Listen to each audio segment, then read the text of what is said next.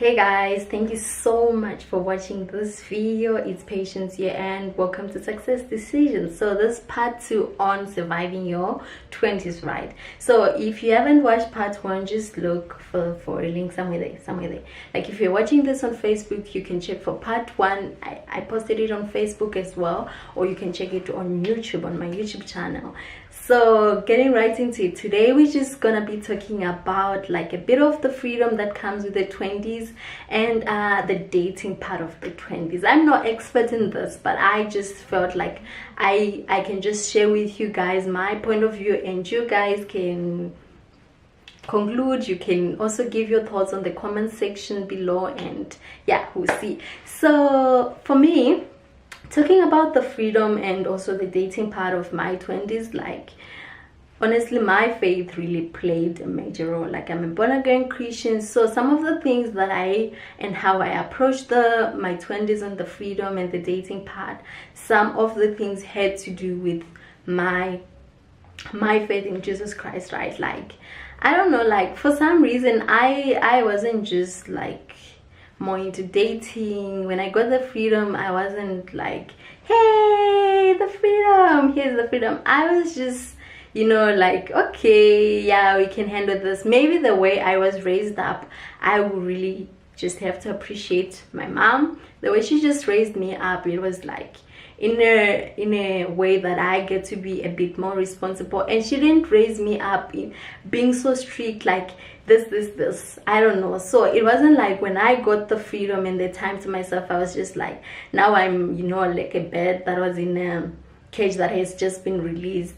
She wasn't that strict on me, so maybe that's why, right? So I'm just gonna be like, if you really grew up in a home, maybe not, take note of this, how you grew up and how you were raised, guys.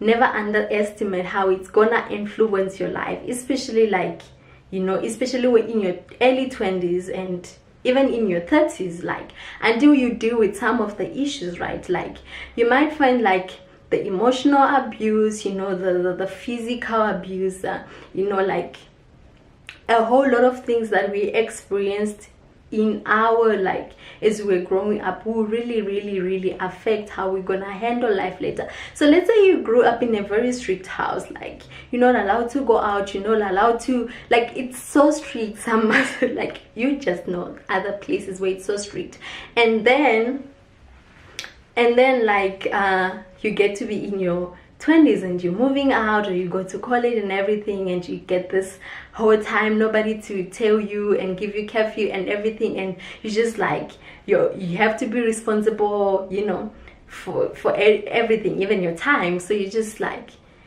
a bed that has been released. Take note of that. So use your time wisely, guys. Like take note, you know, always reflect, like, okay, am I being responsible enough? You know, am I being responsible enough? I'm not saying you shouldn't enjoy life out there. You really have to enjoy life, but I'm just gonna be saying, don't misuse your freedom too much, you know, because you might regret it. You really might regret the time, right? So okay, getting into the dating part first, right? I don't really have much to say as well on the dating part because I'm not expert on this. Remember how I say, like, what you experience when you're growing up really affects how you're gonna handle life. So I'm gonna be real and open, you know, as much as I can, and I'm gonna be frank with you guys. So you know how what you experience as well as you're growing up really affects you, guys. Let's say you lost, you know, like your parents growing up, or you know, the emotional abuse we spoke about, and you know, you just grew up, you know, feeling like you're not loved or everything. So it means like you're because the human body, the human mind is always craving for what it can't get, you know, like it craves for that. So let's say you're craving for love, you're craving for attention, you're craving to just feel like you're special and everything, right? So it might be because of the way you really grew up, right? And I'm not saying we should ignore the hormones that comes up with being a teenager, and you know, like as we are growing up, definitely there are gonna be changes, a whole lot of changes, developing feelings and all that, right? But I'm just saying we should not forget how we were raised up, is going to affect us, and the experiences we had and things we went through. So personally for me, my parents, I said I'm gonna be real and open, my parents separated in my teenage years. So it's something that really I think it did affect how I approached the whole dating, you know, like thing, right? So I wasn't really much into dating. Like, it wasn't just my thing, because I just felt like, what's the point, right?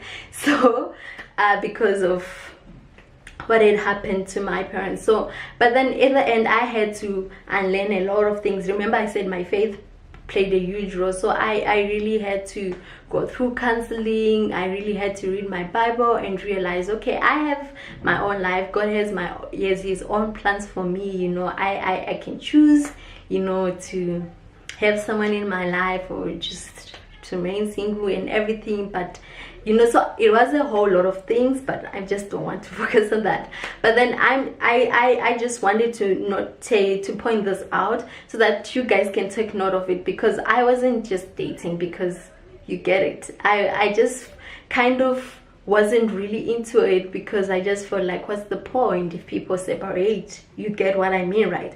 So let's talk about it in a way, like if you grew up, you know, without having enough love, without having enough attention and everything, you might realize you crave love, you crave attention, you crave, you know, for someone to just make you feel special. And we are in the, you know, in that transition where we just like, there's the whole emotions that start up from, you know, adolescence time and everything. So even still in your 20s, like, so how we approach dating is that most of us, we just like having this void, and we just want someone to come into our lives and fill it, you know, like with happiness, with peace, with joy, with love. Like, it's like, you know, how we see it in the movies and everything, right? So I'm gonna be real with you guys. Like, you really have to sit down and take note of why at times you really want somebody in your life, you know, when it comes to dating, right? So I really have to take note of that, because if you really want somebody to come and fill that void, I'm gonna be real with you guys, you're gonna get somebody who might, you know, you at first you feel like, okay, they are the person, they're giving me love and all that, and then you start draining them because you just want the love, you just want the attention, you just want them to bring the joy. It's like they are responsible for your happiness, they are responsible for your peace, they are responsible for your joy, right? And you get to drain this person and you find that they are not enough, like you're always complaining and everything, because like, so really sit down with yourself and always do, you know, like self-introspection and reflect on your life, right?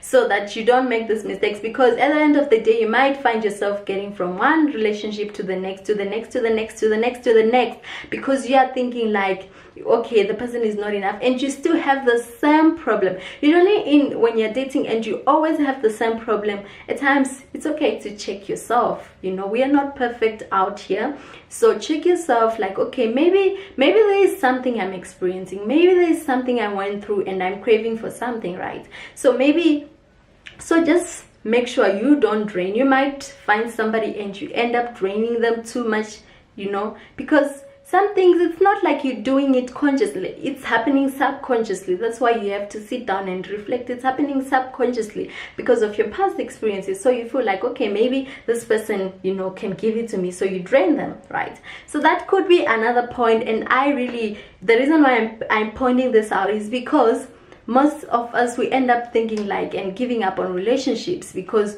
we just feel like there's no one who will ever make you happy. Yet you are supposed to make yourself happy. Yet you're supposed to be connected. You have joy and peace, and then you meet with somebody and it just like, you know, it just like flows, right? Otherwise, when you go there with too much expectation, with too much how can I put it, needs or things that you need from that person, you might end up draining them too much, and they even get tired, right? So the second thing that we have to take note of when we get into this, okay, sorry, when you're talking about dating, right? Like, it's when we're saying like in our 20s, like, I'm just doing it for fun, you know, like, yeah, you have to experience things. Okay, yeah, that's what others say, right? But I don't know, you can give your comment down there, but I'm just gonna point out my approach and what I think, right? So that's my own thoughts, right? Guys, let's be honest, like, I don't think there's something called playing with, you know, with someone's heart. Like, I don't think you can play with someone's heart, because for me, how I take it is that maybe your brain might be saying we are playing, right? So you're getting in there and your brain is like, let's just play, you know, let's just find somebody to while up time with, let's just find somebody to play with, right? And then you get into that relationship, you entertain that individual saying we are just playing, right? That's what your brain is telling you. And then when you are in there, guys, I'm gonna be honest with you, the hormones you are releasing in there, you know, it's just like a whole lot, you know, and you are getting to bond with that person, and they end up having, you know, that physical bond, that emotional bond there, the emotional bond, and you might not realize until you're trying to pull out, then you find yourself, okay, I'm attached to this person, and you knew from the beginning that's not somebody you ever liked, but you are now, you know, emotionally attracted to them, emotionally bonded with them. So it's gonna be very difficult, you know, it's gonna be very difficult. So in as much as you're in your 20s, I don't know how you're gonna take this, but I'm just saying, like, I don't think there's something about playing with someone's heart. You know, your mind might be saying we are playing, but the hormones don't know that. Remember, the hormones don't have a mind. The hormones, the heart, they don't know that.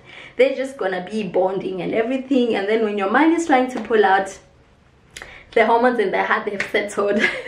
You know, so this is what I think when it comes to dating and when it comes to the freedom that you get, right? So guys, like, this is just my thought when it comes to surviving your 20s, because it's very, very crucial. So always reflect, like, when it comes to how you grew up, how you survived growing up, because some of the things we do in our 20s is because of how we were raised, you know. So now you like getting into being that young adult, you know, and all these things are just on you, because now, you know, you have to be responsible for your actions, you have to be responsible for the consequences of your actions. So at times there's really nothing that bad or that wrong with you. It's just like there are some things that you haven't really like settled, you know. There are some conflicts, you know, maybe that you haven't settled. So you need to sit down, reflect on your life,